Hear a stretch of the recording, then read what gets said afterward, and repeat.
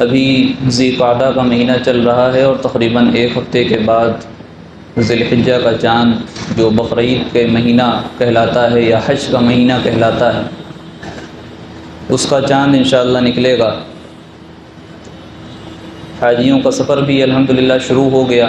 ہم سب دعا کریں یہاں سے کہ اللہ تعالیٰ سب کے سفر کو اور حج کو قبول فرمائیں اور ہم سب کو بھی وہاں حاضری کی توفیق و سعادت نصیب فرمائیں، ان کی نیک دعاؤں میں ہمیں بھی شامل فرمائیں۔ یہ جو مہینہ آنے والا ہے یہ بھی بڑی فضیلت کا حامل ہے۔ پہلے تو اس طریقے سے کہ اسلام کے آنے سے پہلے 4 مہینوں کی فضیلت بہت بڑی ہوئی تھی، ہم اکثر سنتے رہتے ہیں۔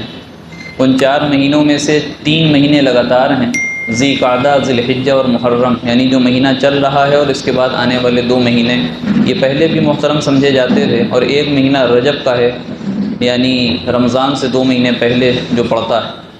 اور جب اسلام کا آغاز ہوا، قرآن پاک نازل ہونا شروع ہوا تو اس میں بھی یہ بات آ گئی کہ اللہ کے نزدیک 12 مہینے ہیں، مہینوں کی تعداد جو ہے وہ 12 ہے، ان میں سے 4 مہینے محترم ہیں اور ان مہینوں میں اپنے اوپر ظلم نہ کیا کرو، لہٰذا اس احترام کو بھی اس میں سلامت رکھا گیا ہے۔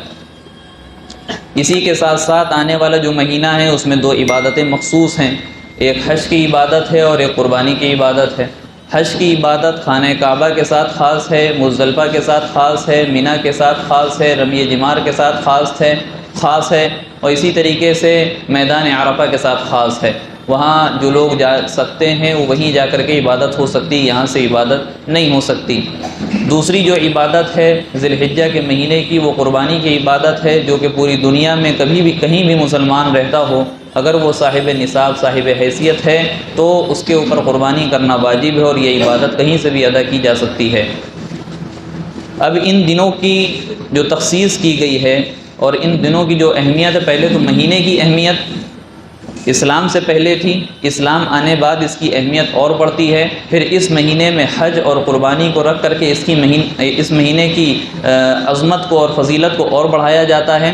اسی طریقے سے شروع کے جو 10 دن ہیں ذی الحجہ کے، وہ بہت اہمیت کے حامل ہیں، اس کی بھی اہمیت بہت زیادہ ہے۔ قرآن پاک میں ابھی آپ کے سامنے سورہ فجر 30واں پارہ نصف کے بعد جو پہلی سورت ہے اس میں اللہ تعالیٰ نے قسم کھائی والفجر ولیال عشر والشفع والوتر، 3 آیتوں میں اللہ تعالیٰ نے قسم کھائی۔ پہلی آیت میں فجر کے وقت کی قسم کھائی۔ بہت سارے قول ہیں اس میں کہ کون سی فجر مراد ہے، کون سے وقت کی اللہ تعالیٰ قسم کھا رہے ہیں، تو کچھ لوگوں کا کہنا یہ بھی ہے کہ جو 10 ذی الحجہ قربانی کا دن ہوتا ہے اس دن کی فجر کی قسم اللہ تعالیٰ یہاں پر کھا رہے ہیں۔ جس چیز کی قسم کھائی جاتی ہے اس کی فضیلت اور بڑھ جاتی ہے۔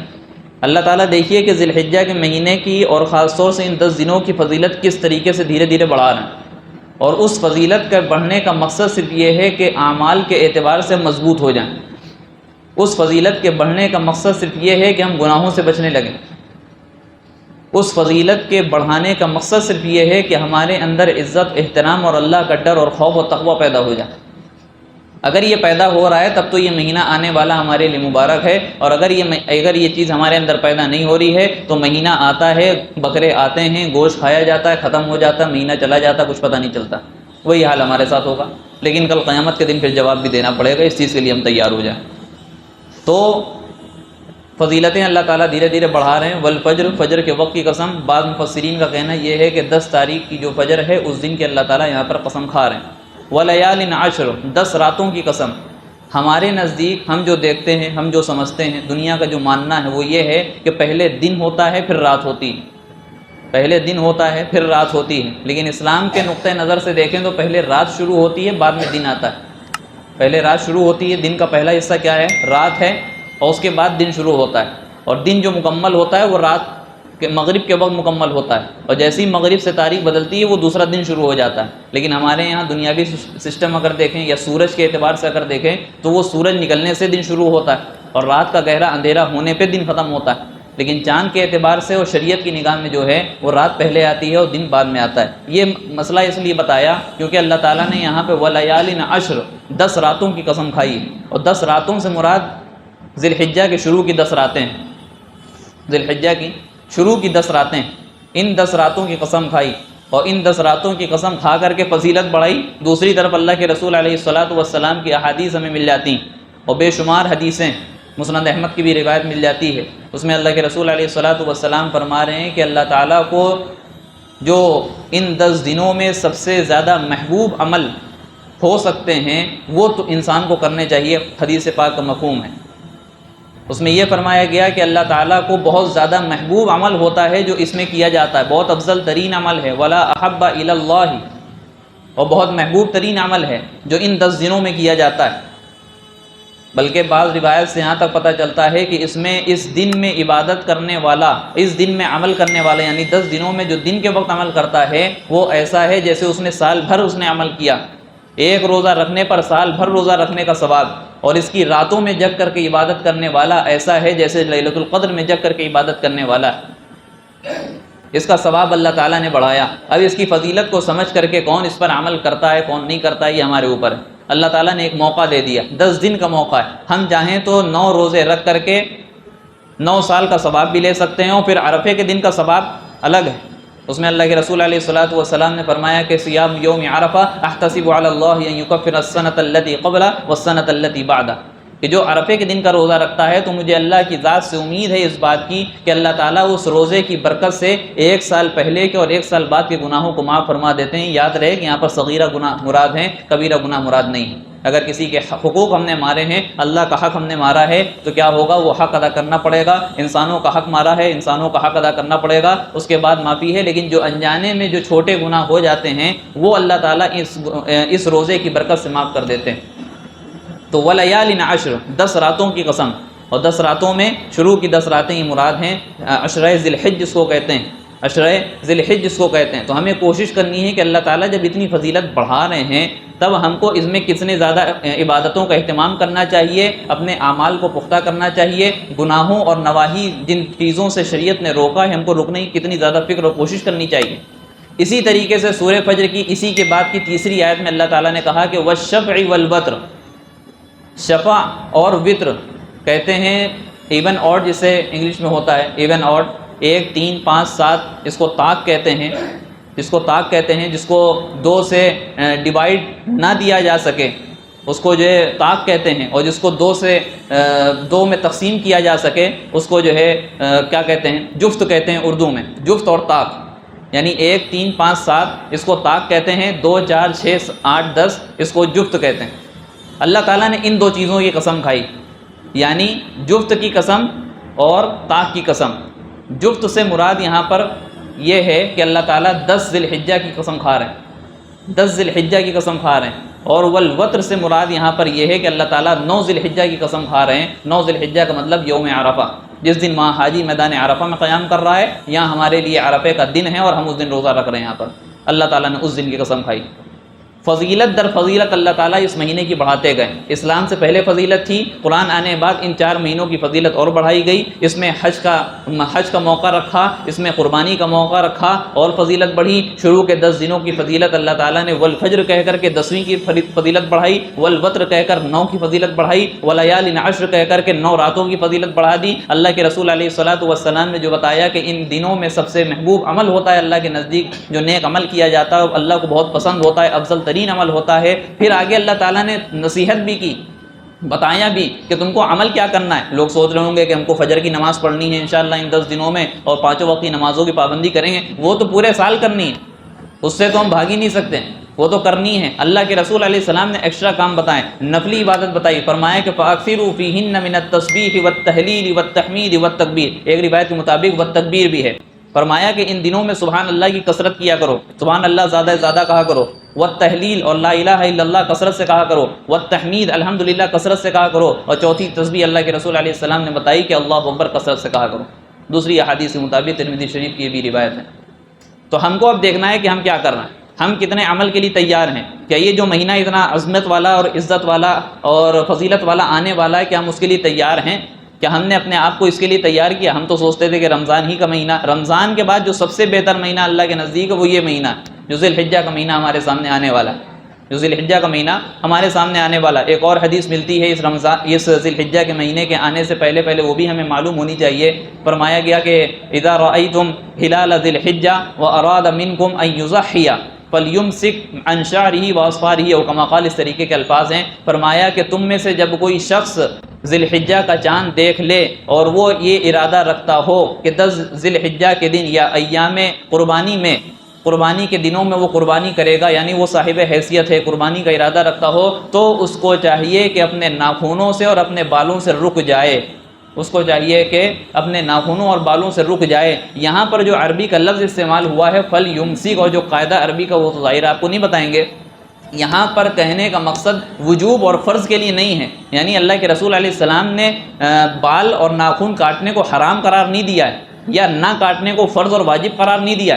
آج ہمارے ہاں کیا ہوا کہ افراط و تفریط کا شکار ہو گئے. شریعت نے جس چیز کو جس مرتبے پر رکھا تھا ہم نے یا تو اس کو بڑھا دیا یا تو اس کو گھٹا دیا. ہمارے سامنے اگر کوئی ناخن کاٹتا ہوا دکھ جاتا ہے، بال کٹواتا ہوا دکھ جاتا ہے، تو اس کو غلط نظر سے دیکھ رہے ہوتے ہیں. حالانکہ خود ہمارا حال یہ ہوتا ہے کہ انہی 10 دنوں میں جو کہ فضیلت والے ہیں، اس میں فجر کی نماز ہم چھوڑ رہے ہیں، اس میں اور نمازیں ہم چھوڑ رہے ہیں. فرض چھوڑ کر کے ہم برے نہیں ہیں، لیکن دوسرا ناخن کاٹ کر کے اور بال کٹوا کر کے وہ برا ہے ہماری نظر میں. تو شریعت نے نمازوں کو فرض قرار دیا تھا، ناخن اور بالوں سے رکنے کے لیے، وہ بھی ان لوگوں کے لیے جو قربانی کا ارادہ رکھتے ہیں، ان کے لیے مستحب ہے. مستحب کا مطلب یہ ہے کہ اگر کوئی اس پر عمل کرتا ہے تو ثواب ملے گا، اور اگر کوئی عمل نہیں کرتا ہے تو گناہ نہیں ملے گا. مستحب کا مطلب یہ ہوتا ہے. تو اگر کوئی اس پر عمل کر رہا ہے تو بہت اچھی بات ہے، نہیں کر رہا ہے تو اس کو غلط نظر سے نہیں دیکھا جائے گا. غلط نظر سے ہم پہلے اپنے آپ کو دیکھیں کہ ہماری 5 وقت کی نمازیں ہو پا رہی ہیں نہیں ہو پا رہی ہیں، قرآن پاک کی تلاوت ہم کر پا رہے ہیں یا نہیں کر پا رہے ہیں، اعمال کی پابندی ہم سے ہو رہی ہے یا نہیں ہو رہی ہے. جو بھی حقوق ادا ہو سکتے تھے اللہ کے یا بندوں کے، ہم سے ہو پا رہے ہیں، کسی کا حق تو نہیں مارا جا رہا ہم سے. تو ان چیزوں کا ہمیں خیال کرنا ہے، ان چیزوں کا ہمیں اہتمام کرنا ہے. اس مہینے کے آنے سے پہلے اگر کوئی کر لیتا ہے تو بہت اچھی بات ہے، اپنے ناخن پہلے کاٹ لے اور اسی طریقے سے بال پہلے کٹوا لے. لیکن اگر کسی مجبوری کے تحت یا اس کو وقت نہیں ملا، نہیں کٹوا سکا، تو کوئی مسئلہ نہیں ہے، کوئی مسئلہ نہیں ہے. مسئلہ یہ ہوتا ہے کسی کو وقت نہیں ملا تو اس کو ضروری سمجھ کر کے ناخن بڑے ہوتے جا رہے ہیں، گندگی بڑھ رہی ہے، بال بڑے ہو رہے ہیں، پسینے سے بدبو آ رہی ہے، لیکن کاٹ نہیں سکتے صاحب، اس کو واجب سمجھ لیا. اسلام میں صفائی پہلے زیادہ ضروری ہے، صفائی پہلے زیادہ ضروری ہے. تو غیر ضروری بال ہیں یا سر کے بال ہیں، کوئی بھی ہیں، اس کو پہلے آپ جو صفائی کا اہتمام کریے. یہ مستحب عمل ہے، اگر نہیں بھی کریں گے تو آپ کو گناہ نہیں ملے گا انشاءاللہ، اس پر گناہ نہیں ہوتا ہے. اسی طریقے سے یہ انشاءاللہ آگے بات آئے گی، لیکن یہاں پہ مسئلہ بتانا ضروری ہے کیونکہ جانوروں کا خریدا جانا شروع ہو چکا ہے. اللہ تعالیٰ نے قرآن پاک میں صاف طور پر فرما دیا کہ لن ینال اللہ لحومها ولا دماؤها ولکن ینالہ التقوی منکم.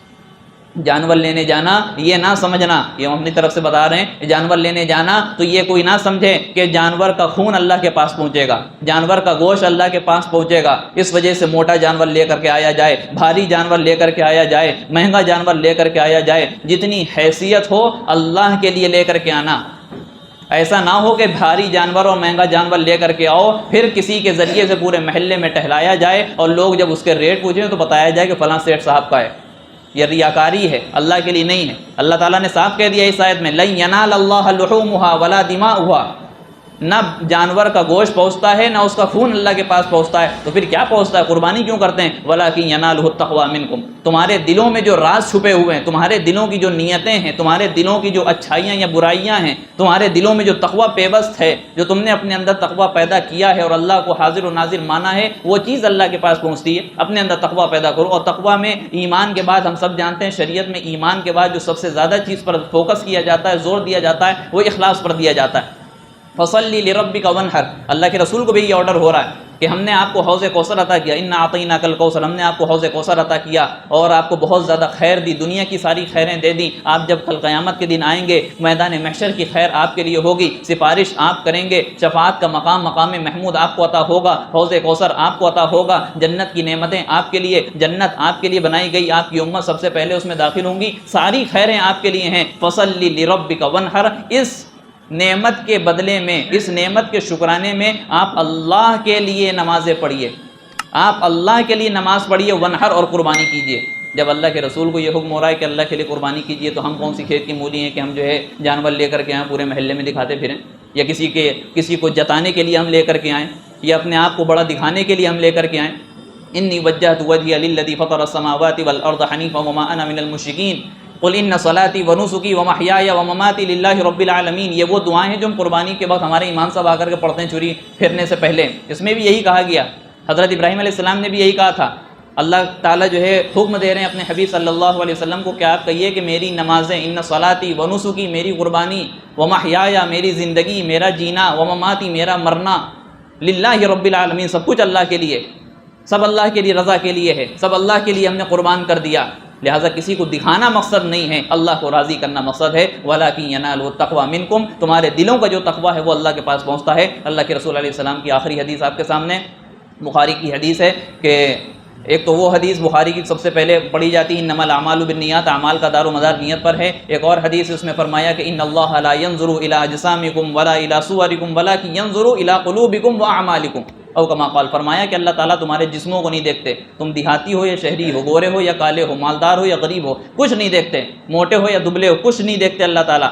ولا الى صورکم، تمہارے چہروں کو بھی نہیں دیکھتے، تمہارے جسموں کو بھی نہیں دیکھتے. پھر کیا اللہ تعالیٰ دیکھتے ہیں؟ ولكن ينظر الى اعمالکم وقلوبکم، اللہ تمہارے عمل کو دیکھتا ہے اور تمہارے دلوں کو دیکھتا ہے. دل کا کیا حال ہے، دل کی کیا کیفیت ہے، دل میں کس کی محبت ہے، دل میں کس کے لیے نیت تم نے کر کے رکھی ہے. اللہ کو دکھانے کے لیے قربانی کرتے ہو، جانور لاتے ہو، لوگوں کو دکھانے کے لیے قربانی کرتے ہو، جانور لاتے ہو. ہمیں کوشش کرنی ہے کہ ہم کو اللہ کے لیے، اللہ کی رضا کے لیے کام کرنا ہے. اور جو اس مہینے کے آنے سے پہلے جو فضیلت بتائی گئی ہیں، انشاءاللہ ہم کو اس مہینے کی تیاری کرنا ہے، زیادہ سے زیادہ اعمال میں لگنا ہے، اور اپنے ملک ہندوستان کے لیے بھی انشاءاللہ اس میں زیادہ سے زیادہ دعا کا اہتمام کرنا، اور فلسطینی مسلمانوں، مظلوم مسلمانوں کے لیے بھی انشاءاللہ دعا کرنی ہے. اللہ تعالیٰ سے دعا ہے کہ کہنے سننے زیادہ عمل کی توفیق عطا فرمائے. آمین وآخر دعوانا الحمدللہ. ویڈیو اگر اچھی لگی ہو تو لائک کریں، شیئر کریں اور چینل کو سبسکرائب کرنا نہ بھولیں، اور ساتھ ہی ساتھ بیل آئیکن کو پریس کریں تاکہ نئی ویڈیو کی نوٹیفیکیشن آپ کو ملتی رہے.